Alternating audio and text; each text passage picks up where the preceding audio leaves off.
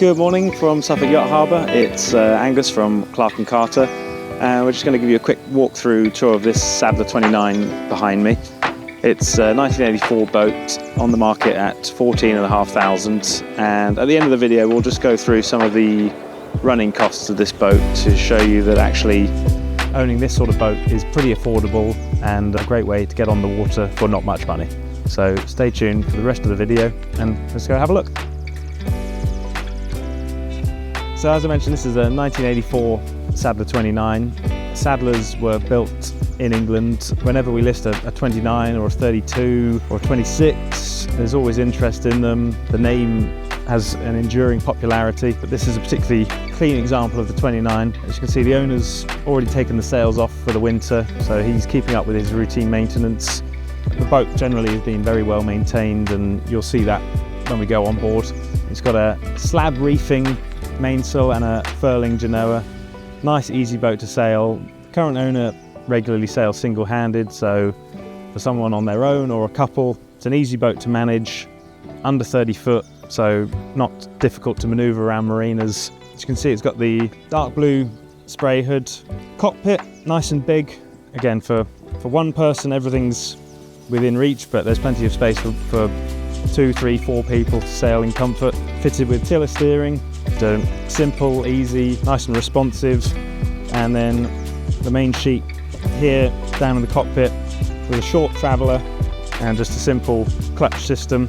So again, very quick. If you need to dump the main, just tweaking the sail, it's all nicely to hand, easy boat to sail. Equipment wise, electronics, it's got speed and depth instruments here. There's plenty of room on the back of the coach. If you wanted to fit a chart plotter, it would probably benefit from one. Down below, very clean and tidy. Impressive for a boat that's over 40 years old now. It's clearly been well maintained. Nothing really to do down here for the next owner. It's got nice U-shaped seating there, which acts as a double bed for if you need extra space. There's a sofa this side and a quarter berth leading behind the chart table. Chart table itself, good size. You've got a depth repeater, Navtex and VHF radio. Nice saloon table that folds out, so you can have nice dinners around here. And then the galley to the port side has got gas oven and 2-burner hob, little sink. There's no hot water on this boat, so again you could add that, but current owner's not felt the need to. And then moving forward, you've got a Jamsco marine toilet, which just pumps straight out over the side. And then the main cabin is set up with a twin V berth, which you can obviously infill to have as a double. Again, for a couple, perfectly good sized boat, and as a starter boat, you can have good weekends on board, or even if you're going further afield, you know, this boat is going to be perfectly comfortable for slightly longer trips as well. This boat's got the Buick DV20 engine that it was fitted with originally. The owner, as you probably could tell from the rest of the boat, has had it serviced regularly. It's looking in decent condition. It's used and sailed regularly, so we don't think there's any need to replace it imminently. It's all functioning well and has been maintained properly. Just to run through some of the running costs, because we think there's a perception that owning your own boat is kind of unattainable, and it's really not. For a boat like this, it's not the cheapest hobby in the world, but actually when you dig down to it, the costs are not that bad.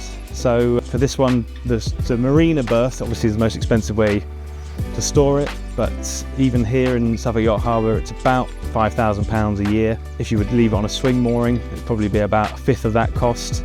So it's not that expensive to store it for the amount of enjoyment you get out of it. Insurance on a boat like this would probably be around £200 a year, so less than your car insurance. An engine service, if you were going to get an engineer to do it, probably be about £450 a year. To get it lifted out and anti-fouled is probably going to be £2,000 a year, which doesn't really need to be done every year, but you can do.